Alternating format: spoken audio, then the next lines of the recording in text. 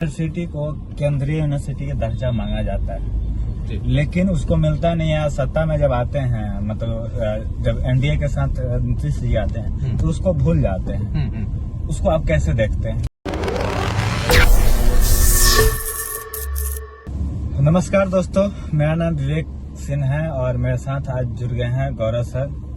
गौरव sir से आज हम लोग पटना में हैं। गौरव सर के साथ तो ऑफिशियली पटना पे बात करेंगे, बिहार पे बात करेंगे। बिहार के विकास किस प्रकार हुआ है और बिहार कैसे डेवलप कर रहा है, इस पे बात करेंगे। तो गौरव जी से मिलिए। गौरव जी, बहुत बहुत स्वागत है हमारे इस पॉडकास्ट। धन्यवाद आपका विवेक जी, आपने हमें इस मौका दिया है।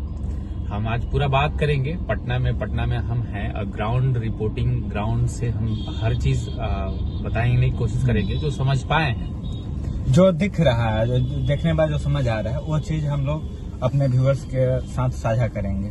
जी, पटना में 6-7 सालों के बाद भी पटना में एक समस्या बनी हुई है, वो है जाम की समस्या।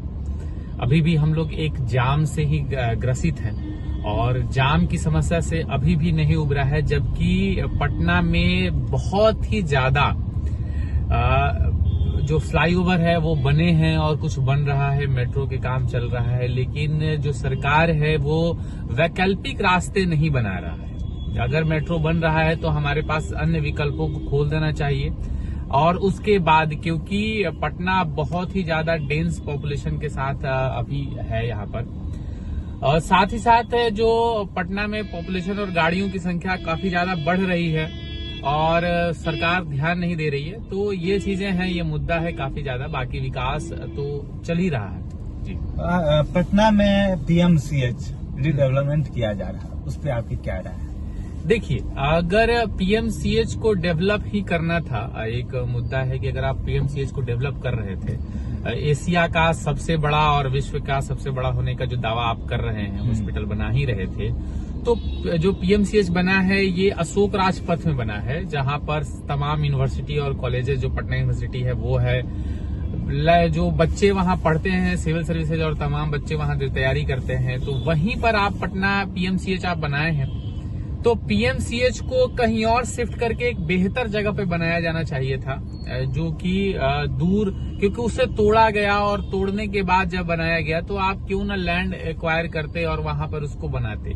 तो ये एक बेहतर होता बजाते कि अगर पीएमसीएच के जो बच्चे पीएमसीएच में आपने तोड़ा है, तो पीएमसीएच जो बच्चे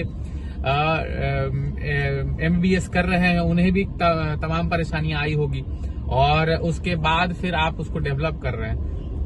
तो ये तमाम चीजें हैं, विकास और डेवलपमेंट के नाम पर जो है ना, जो चीजें हम समझ पा रहे हैं वो मूल रूप से और बेहतर किया जा सकता है। पीएमसीएच को हम एक बेहतर हॉस्पिटल के रूप में तो देख ही रहे हैं, लेकिन हम बेहतर बिहार की संकल्पना को नहीं देख रहे हैं। बेहतर बिहार की संकल्पना को समझते हुए हमें या तो उसे वैशाली शिफ्ट कर देना चाहिए था पीएमसीएच को, या फिर बिहटा, या जो पटना जो कैपिटल रीजन है, उस रीजन के आप 100 किलोमीटर, 50 किलोमीटर या 10 किलोमीटर के रीजन में आप बनाते। 100 किलोमीटर तो बहुत दूर हो जाता, 20 किलोमीटर के रेडियस में आप चीजें डिसाइड करते हैं और बनाते, तो शायद हम और बेहतर काम करते और शायद और भी चीजें बेहतर देखने को मिलता। जी, पटना यूनिवर्सिटी की बात आपने उसमें छेड़ा है। पटना यूनिवर्सिटी को केंद्रीय यूनिवर्सिटी का दर्जा मांगा जाता है, लेकिन उसको मिलता नहीं है। सत्ता में जब आते हैं, मतलब जब एनडीए के साथ नीतीश जी आते हैं तो उसको भूल जाते हैं। उसको आप कैसे देखते हैं? देखिए, जो पटना यूनिवर्सिटी है, नो डाउट इसको सेंट्रल यूनिवर्सिटी का दर्जा होने का पूरा अधिकार है, क्योंकि पटना यूनिवर्सिटी एक गौरवशाली इतिहास था ये बिहार का। और बिहार ही नहीं, ये स्वतंत्रता प्राप्ति और उससे पहले जब बिहार बना था, उससे पहले ये कोलकाता यूनिवर्सिटी का पार्ट हुआ करता था, और यहाँ पर तमाम कॉलेजेस चलते थे, साइंस के लिए, आर्ट्स के लिए, सभी चीजें। और आज भारत के टॉप मोस्ट पदों पर जो हैं वो इसी यूनिवर्सिटी के कहीं न कहीं लोग हैं। यहाँ पे एलुमनी जो हैं इसके, वो बहुत ही सर्वोच्च पद पर है। तो पटना यूनिवर्सिटी का एक गौरवशाली इतिहास रहा है और वर्तमान में पटना यूनिवर्सिटी जो है अपने बुरे हालातों से गुजर रहा है, चाहे वो इंफ्रास्ट्रक्चर हो या साइंस की लेबोरेटरी में गैस का खत्म हो जाना या साइंस की लेबोरेटरी में ना ही कोई सुख सुविधाएं होना, टीचरों के अभाव में भी बहुत ही ज्यादा बुरा हाल हो चुका है पटना यूनिवर्सिटी का। तो पटना यूनिवर्सिटी को रीडेवलप, रिकंस्ट्रक्ट और उसको सुनियोजित तरीके से चलाने के लिए बहुत ही ज्यादा फंड्स और उसके जरूरत है। बीच में हम थोड़ा देर के लिए आपको रोकेंगे। पटना यूनिवर्सिटी का कुछ स्टूडेंट मिले, उन्होंने दावा किया कि लगभग मात्र 30% ही प्रोफेसर हैं और 70% जो प्रोफेसर की जगह है वो अभी भी रिक्त है, जिसको आप कैसे देखते हैं? जी विवेक जी, मैं भी Patna university Patna science college का छात्र रहा हूं, तो मैं इस चीज को बेखूबी से मैं समझ पा रहा हूं, क्योंकि मैं जब क्लासेस जाता था तो टीचरों की संख्या 2, 3, 5 हुआ करता था इस तरह से, क्योंकि पीजी और यूजी का अलग अलग था।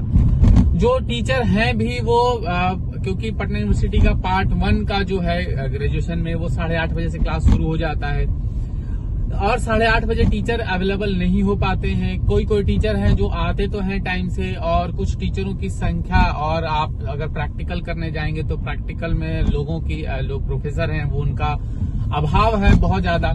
एक पूरा डिपार्टमेंट जो है वो 2-3 प्रोफेसरों के ऊपर है। प्रोफेसर हर वर्ष रिटायर कर रहे हैं और प्रोफेसर सर जो रिटायर कर रहे हैं उनकी भरपाई नहीं हो रही है।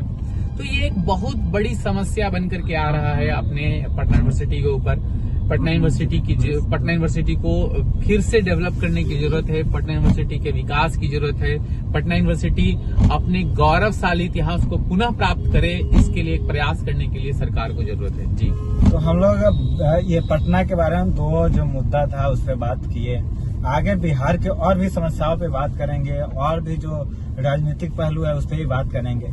तब तक के लिए हमारे चैनल से जुड़ जाइए और जो भी अपडेट होगा आपको पहले मिलेगा, उसके लिए बेल आइकन जरूर दबा लीजिए। बने रहिए हमारे आवाज न्यूज, फिर मिलते हैं। धन्यवाद।